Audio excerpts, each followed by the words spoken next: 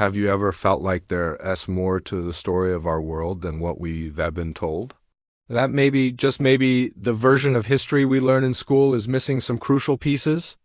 What if I told you that a Bible, printed nearly 250 years ago, holds a key that could unlock a completely different understanding of our past, our world, and even ourselves?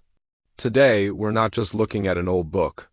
We're embarking on a journey back to 1775 to uncover a truth that has been hiding in plain sight, a truth so profound it might just challenge everything you think you know. So, what's so special about a Bible from 1775? Bibles have been printed for centuries, right? Well, this isn't just any Bible. We're talking about a specific edition that contains something extraordinary in its introductory pages and appendices, something that has been systematically removed from later versions. I'm talking about detailed chronologies and historical accounts that connect biblical timelines directly with the recorded histories of ancient civilizations, the Egyptians, the Greeks, and the Romans. Modern Bibles often present the scriptures as sacred texts, separate from secular history. But these older editions did something different. They presented a unified timeline of human history, from creation to their present day in the 18th century, treating biblical events as concrete, datable historical facts just like the rise and fall of empires. Let's dive into what these old chronologies actually show. When you open up a 1775 Bible, you might find a section titled A Table of Scripture Measures, Weights, and Coins, or a detailed chronological index of the years and times from Adam unto Christ. These aren't just minor footnotes. They are extensive tables, meticulously calculated by scholars of the time, linking a specific year of a king's reign in Judah to a specific year of an emperor's rule in Rome. For example, you might see the prophet Jeremiah's timeline directly aligned with Nebuchadnezzar's reign in Babylon. It was an allegory. It was presented as a unified, factual history of the world. Why is this a big deal? Because it suggests that for centuries, the accepted mainstream view was that the Bible was a literal history book, and all other histories were just parts of its larger narrative.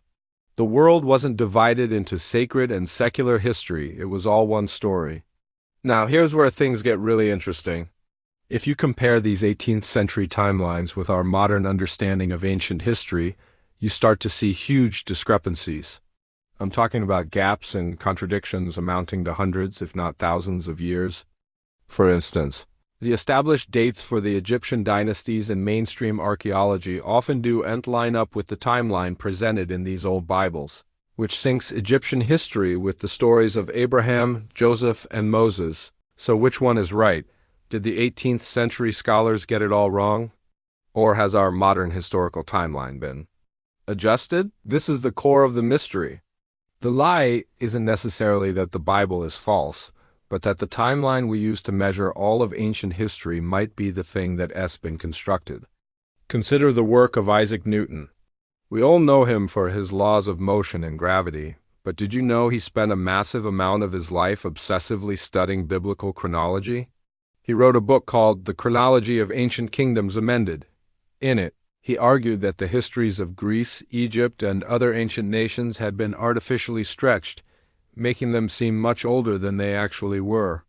He believed that the reigns of kings were duplicated and that mythical figures were turned into historical ones to create a longer, more impressive history.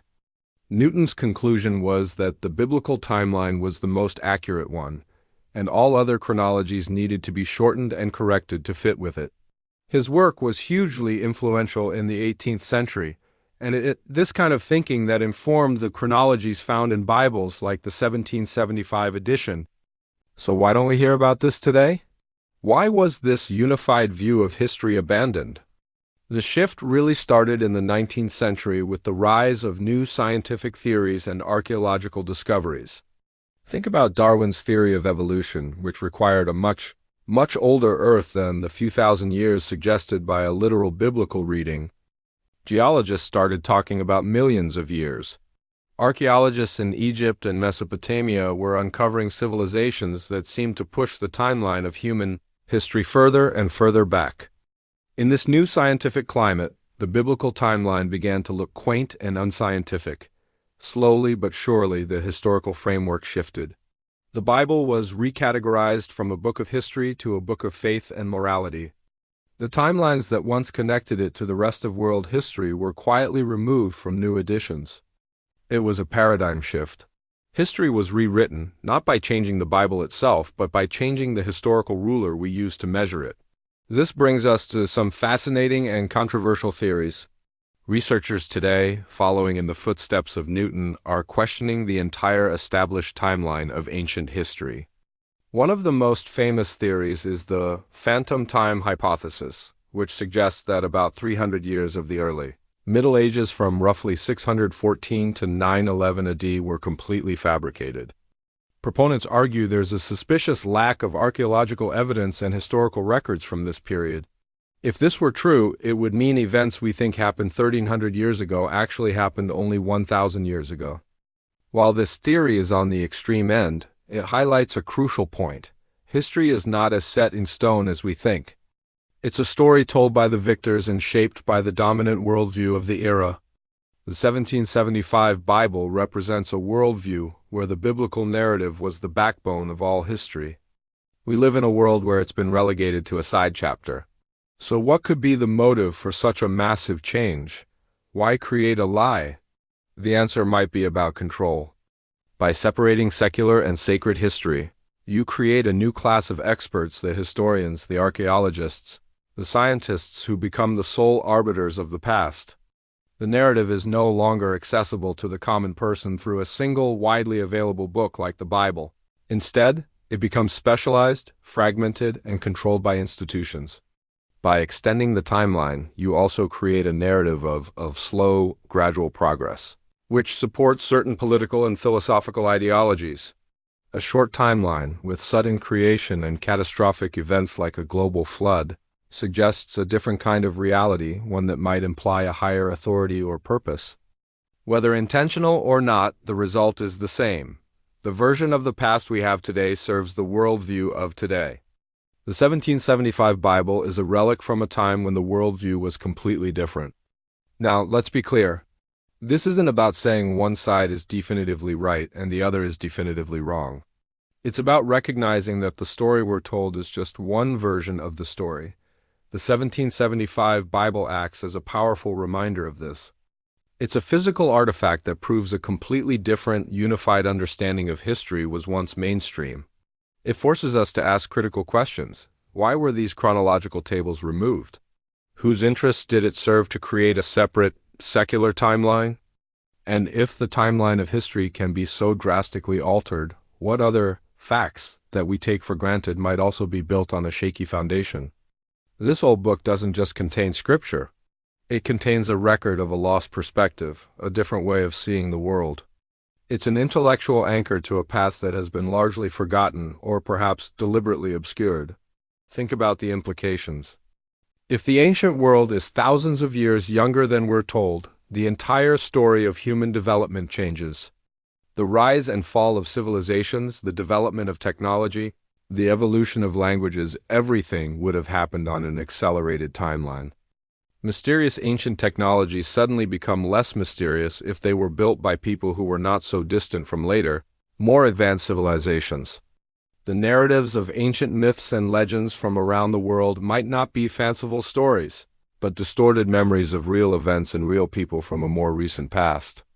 This 1775 Bible is like a key. It doesn't give you all the answers, but it unlocks a door to a whole new set of questions and possibilities, inviting you to become a detective of your own history. So, the next time you hear about a discovery dated to 4000 BC, take it with a grain of salt.